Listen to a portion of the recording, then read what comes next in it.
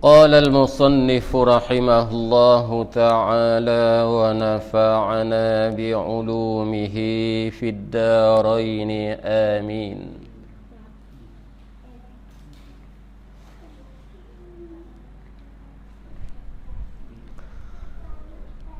Bermula syarat sahnya itu, yakni syarat sah sembahyang itu 9 perkara. Dah. Semalam kita belajar syarat wajib sembahyang. Jadi semalam kita nak tahu bahawa kita ni telah jatuh hukum wajib sembahyang ataupun tidak. Maka sesiapa dia yang didapati di atas diri dia ada 5 perkara yang kita belajar semalam yang diberi nama syarat wajib sembahyang. Maka wajiblah di atas dia sembahyang. Maka sengaja dia tak sembahyang, berdosalah di atas dia. Dia berdosa di atas dia. Kalau dia engkar, dan engkar tu makna dia tolak kewajipan sembahyang dengan dia kata aku tak wajib sembahyang. Sedangkan syarat wajib sembahyang tu cukup di atas dia. Maka kufur atau kafirlah orang yang mengengkarkan kewajipan sembahyang. Kafir lalu dah orang tu. Jadi buat selera mai deh. Kemudian malam ni pula kita nak dengar syarat. Setelah kita tahu bahawa kita ni wajib sembahyang, maka kita kena tahulah pula bahawa sembahyang yang kita nak sembahyang ataupun sembahyang yang telah kita sembahyang itu sah ataupun tidak. Inilah dinamakan dia syarat sah sembahyang. Maka bila cukup bilangan syarat yang dia bilang di sini, maka sahlah sembahyang orang yang sembahyang tu. Maka dari segi bilangan syarat sah sembahyang ni ada berlaku khilaf ulama. Dan dari segi membilangnya. Maka dalam kitab kita ni dia bilang di sini sebanyak 9 perkara. Dalam setengah kitab bilang 5 je. Dia bilang 5 perkara. Dalam setengah kitab tu pula dia bilang siapa 15 perkara. Nah, kalau mengikut dalam satu kitab ada Al-Anwarus Saniyah ni, dia bilang dalam kitab dia ni di dalam matanya dalam kitab Ad-Durarul Bahiyah. Dia bilang di sana di sini sebanyak 15 perkara. Tengok tu banyak. Dan hak kita ni 9 pun banyak dah. Tapi dalam setengah kitab yang lain tu bilang lagi banyak. Sehingga 15 perkara. Tetapi sebenarnya apa hak yang duk berlaku khilaf dari segi bilangan itu hanya kebanyakannya adalah khilaf lafzi. Adapun pada hakikat tidak ada khilaf di antara yang bilang 5, yang bilang 9, 15 atau sebagainya. Cuma khilaf dari segi cara membilang. Maka kita cuba tengok syarat sah sembahyang yang dibilang di sini sebanyak 9 perkara, mana dia? Maka kalau cukuplah 9 perkara yang akan kita dengar ni, maka sembahyang kita dan sembahyang seseorang yang sembahyang itu kita hukum kata sahlah sembahyang dia. Sah dalam sembahyang dia tu.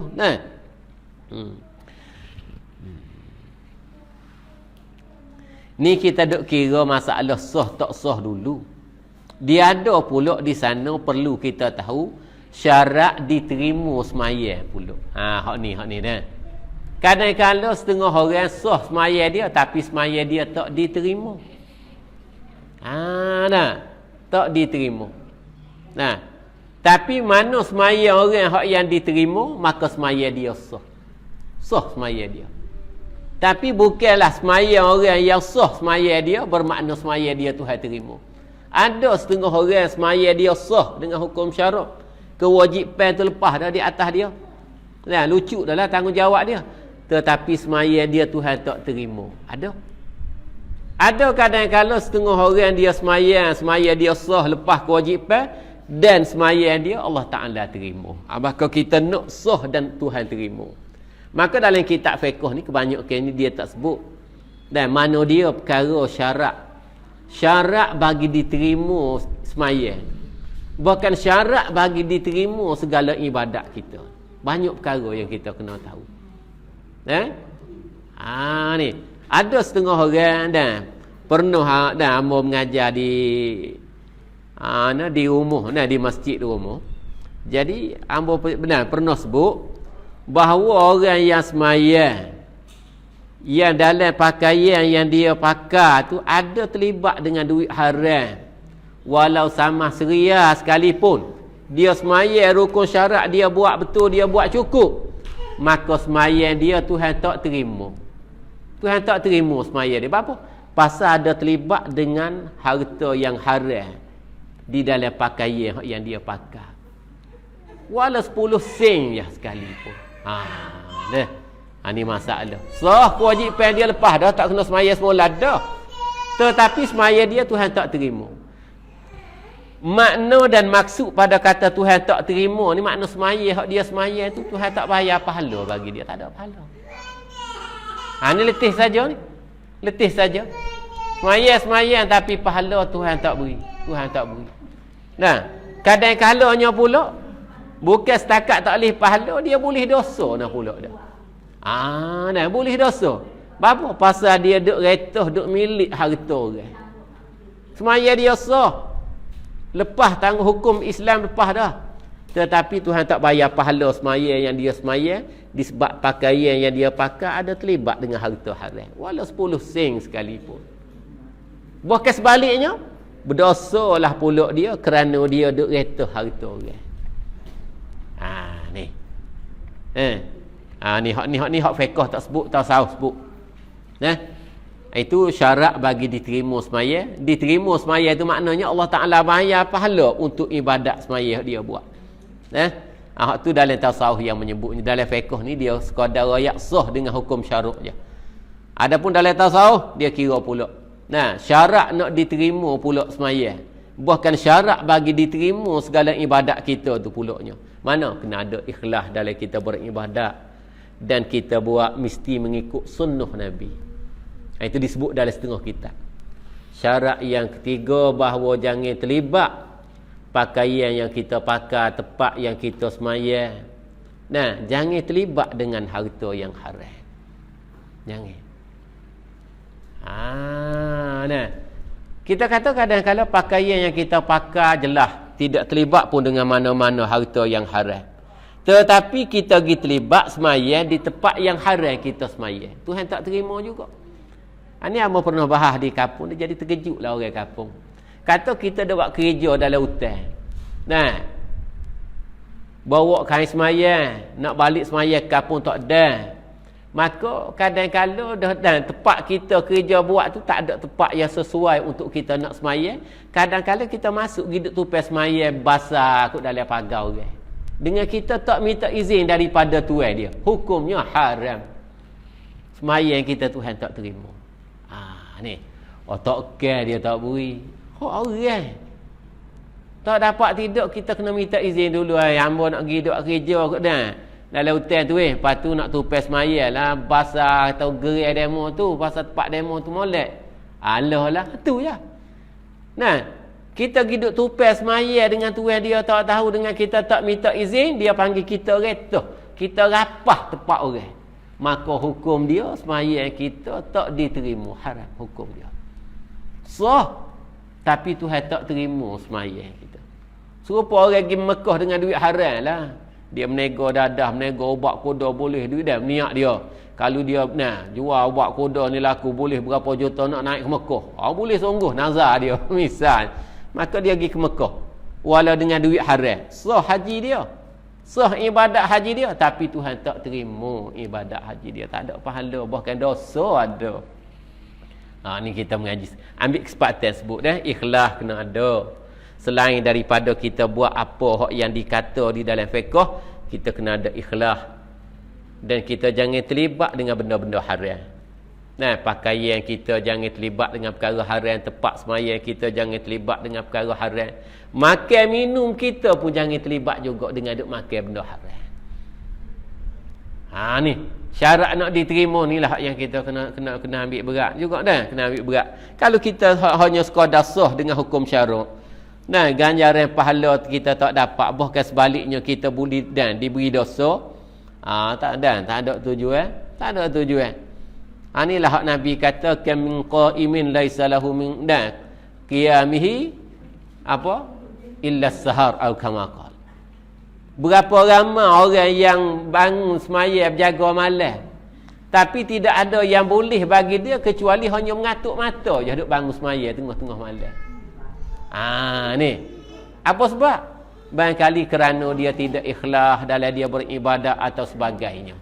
Dah bangun tengah-tengah malam mengatuklah dah. Tapi dia tak ikhlas. Cerah pagi esok pergi kedai kopi kat buat mengatuk. Mana Allah? Mengatuk semalam tak ada tidur dah. Rasa tak nyelera gak bangun semaya tahajud setengah jam. Royak korang. Apa tu tujuannya? Nak menunjuk-nunjuk dengan ibadat kita. Letih saja. Mengatuk mata saja tengah-tengah malam. Pahala tak ada pasal kita buat ada kosak nak menunjuk-nunjuk kepada orang lain. Ni kena mengaji tasawuf dah. Tapi biar dulu kita duk mengaji dah tasawuf tu dah. Tapi mengaji secara lebih kurang dulu. Malam ni kita belajar dari segi hukum fiqh dulu dah. Ni kita tengok biasa dari segi hukum fiqh dulu. Tapi hak tadi tak dapat tidak kena ada juga supaya ibadat kita bila sah kita naklah pula ibadat kita Allah Taala terima. Kalau hanya sekadar sah Tuhan tak diterima tak sih. Nah. Kita nak kepada pahala. Selain daripada lepas tanggungjawab kita dapat ganjaran pahala daripada Tuhan.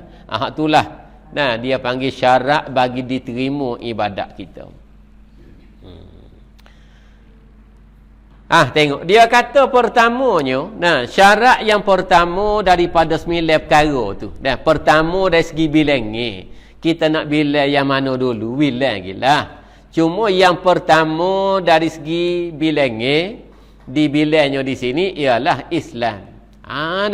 Sebagaimana semalam syarat wajib semaya mesti dia beragama Islam, maka begitulah juga syarat sah semaya pun kena Islam juga.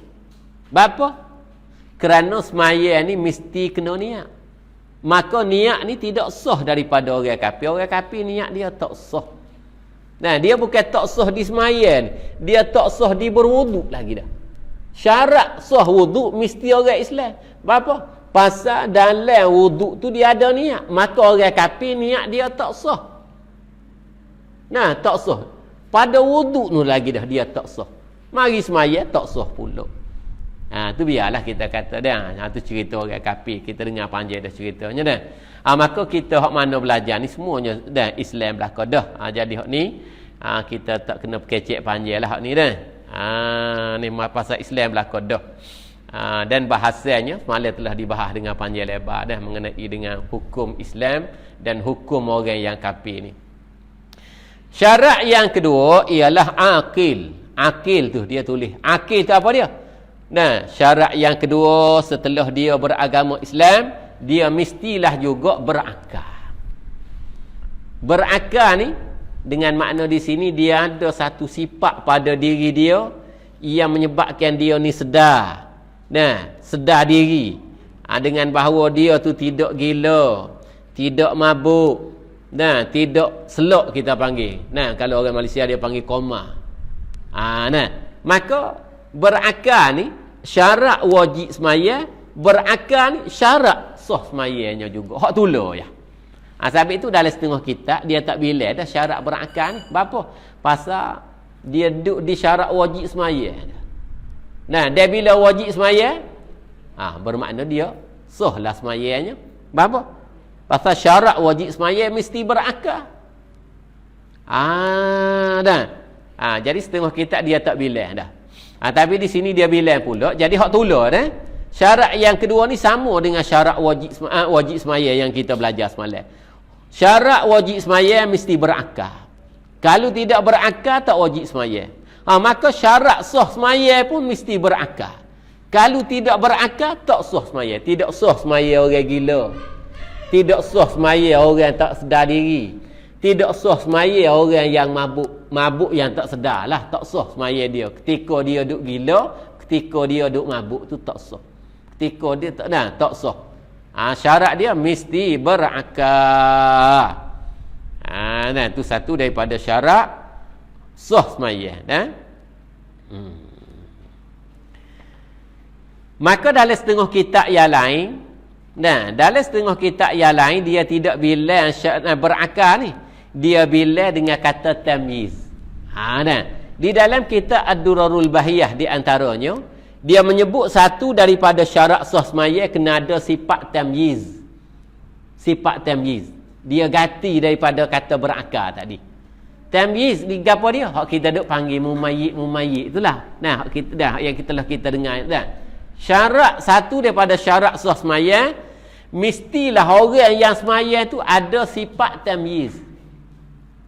Nah, maka orang yang ada sifat tamyiz pada dia tu dia panggil mumayyiz. Nah, dia panggil mumayyiz, dah.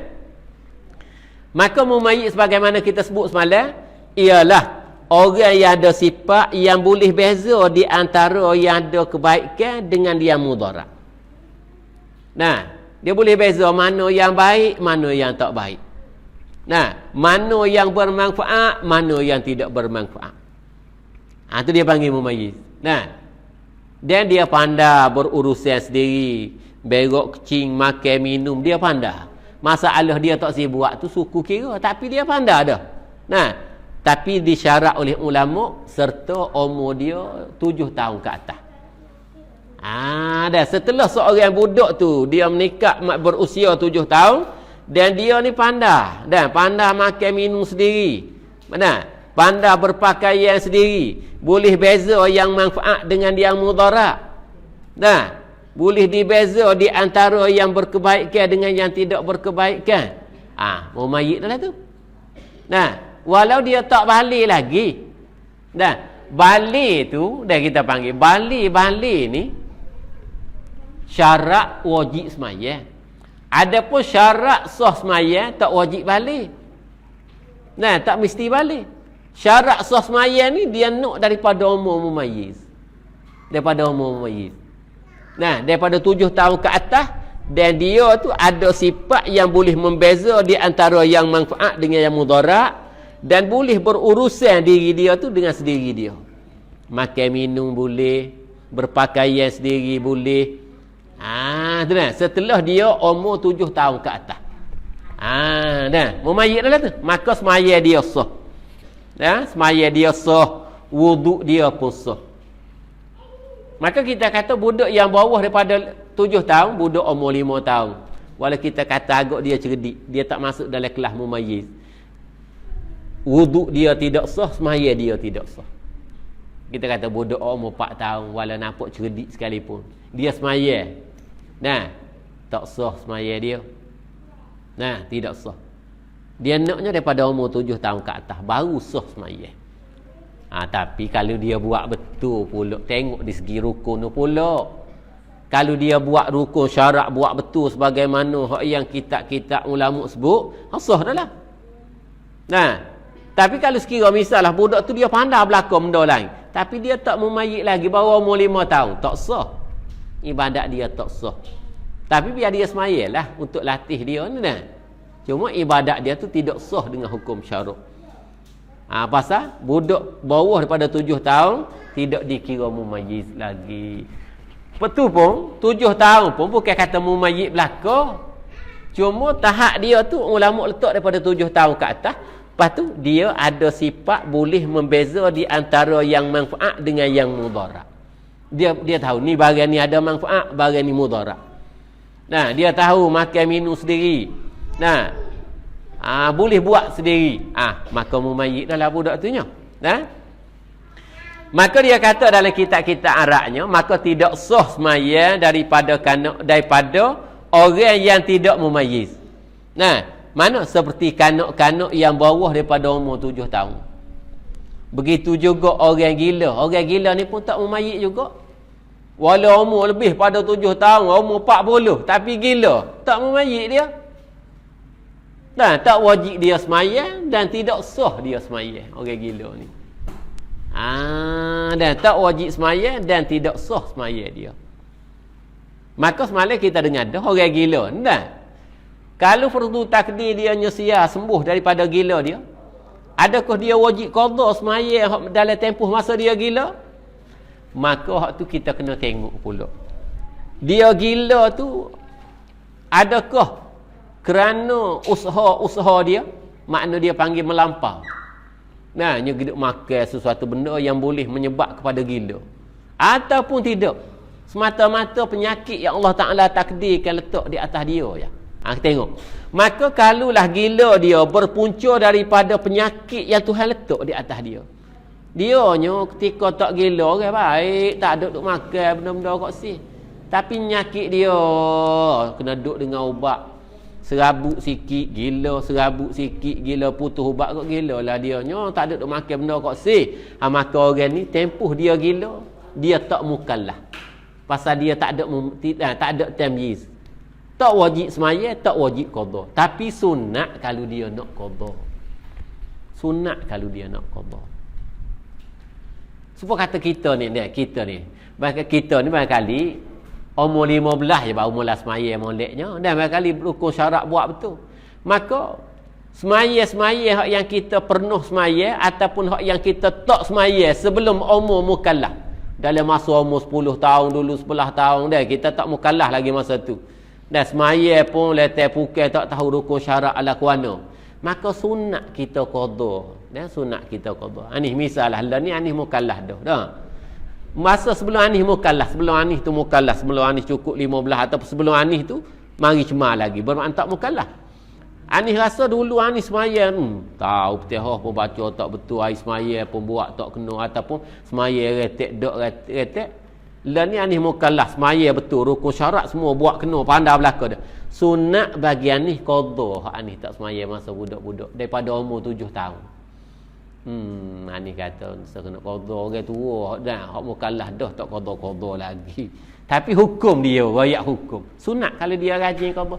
Lah aku nak qada semaya hak masa 10 tahun dulu, apa semaya retek ataupun semaya pun tak betul, semaya ambil air semaya retek. Lalu berasa nak qada. Sunat. Nah, maka orang gila tadi, kalau gila adalah semata-mata penyakit yang Allah Ta'ala takdirkan di atas dia, maka sunat dia qada, tak wajib qada. Adapun orang gila yang berpunca daripada usaha dia, disebab dia makan ubat gila, kita panggil dia ubat kuda ke, atau dia makan sesuatu benda yang boleh menyebabkan kepada gila. Maka dia kalau fardu takdir dia umur panjang sembuh daripada gila dia kena qada semaya dalam tempoh masa dia gila tu. Kena qada. Kecuali hari-hari hak dia ada mari haid. Mana tahu ketika gila tu? Tak tahu dah dia gila. Tak tahu haid duk jauh mana pun tak tahu dah. Hak tak gila pun bertukar taki mana haid mana bukan haid. Apa hak gila lagi tak tahu. Tu hukum dia deh. Maybe